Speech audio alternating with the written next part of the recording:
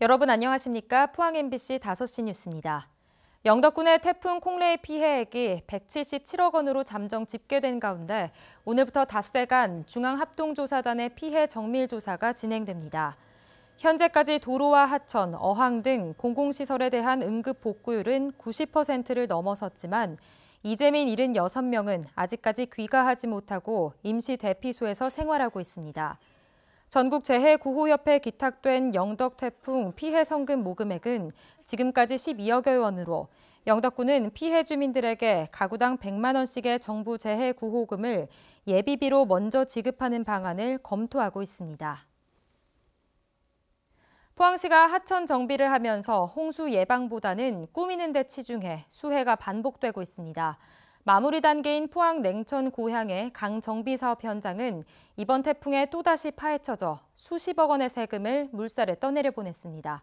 김기영 기자가 취재했습니다. 포항 남쪽 5천억을 관통해 영일만으로 유입되는 냉천은 25호 태풍 콩레이의 만신창이가 됐습니다. 300억 원 가까운 예산을 1.2km 고양해 강 정비 사업, 내년 초 완공을 앞두고 곳곳에 생채기를 드러냈습니다.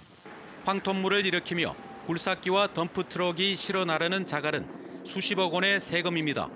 2년 전 태풍 차바와 피해는 판박이, 차바 피해 복구에 포항시는 공기 연장과 함께 설계 변경과 추가 공사비로 20억 원이 넘는 예산을 들였습니다. 시간과 예산을 2년 전으로 되돌려 놓은 자갈밭을 목격한 시민들의 마음은 쓰립니다. 비가 많이 오면 또 떠내려가겠지요. 이거 공사 시작할 때부터 떠내려가고 몇 번이나 그랬잖아요. 정부에서 지원을 받는다 해도 결국은 이거 한 해 한 번씩 이러면 낭비잖아요. 포항 북쪽 흥해읍 곡강천에도 100억 원의 예산이 투입돼 하천 정비를 했지만 태풍 피해를 피하지 못했습니다. 수천만 원짜리 야구장 인조 잔디는 1년 만에 엄청난 양의 쓰레기가 됐습니다. 홍수에 약한 시설인지 뻔히 알면서도 인조 잔디를 시공한 겁니다.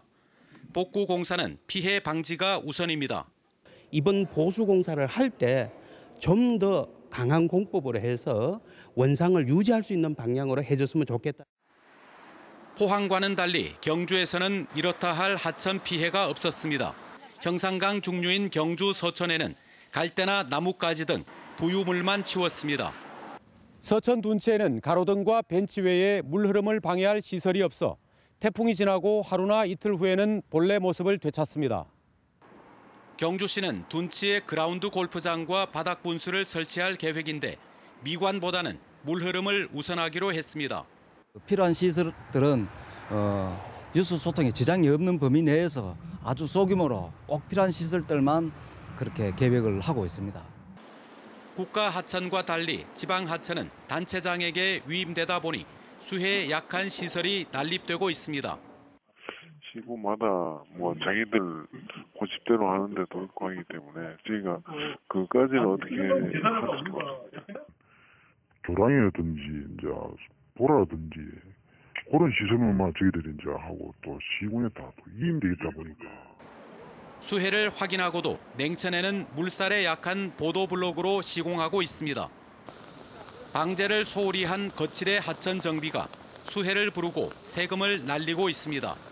MBC 뉴스 김기영입니다. 국회 과학기술정보방송통신위원회 송희경 의원이 한수원에서 제출받은 자료에 따르면 최근 6년 동안 원전 등에서 204건의 산업재해 사고가 발생했고 이 중 한수원 산업재해는 17건에 불과한 것으로 나타났습니다. 나머지 187건은 협력업체 직원으로 한수원의 11배에 달했고 산업재해로 사망한 7명 모두 한수원의 협력업체 직원으로 조사됐습니다.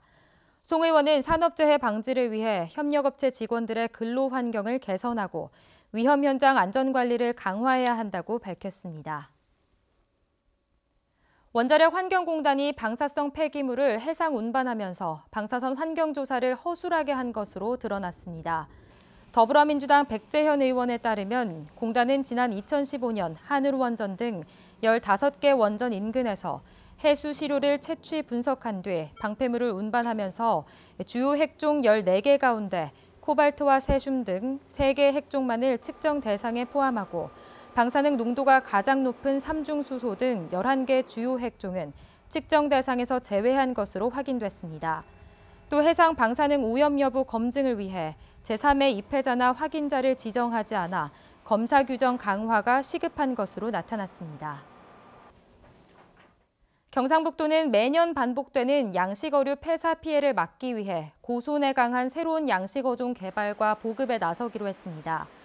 국립수산과학원과 공동 연구를 통해 문치가자미, 쥐노래미, 돛돔 등 고손에 강한 양식어종 개발에 나서는 한편 이시가리로 잘 알려진 줄가자미와 대문어, 독도새우류, 볼락류 등은 경북수산자원연구소에서 직접 종자 생산 기술을 개발하기로 했습니다.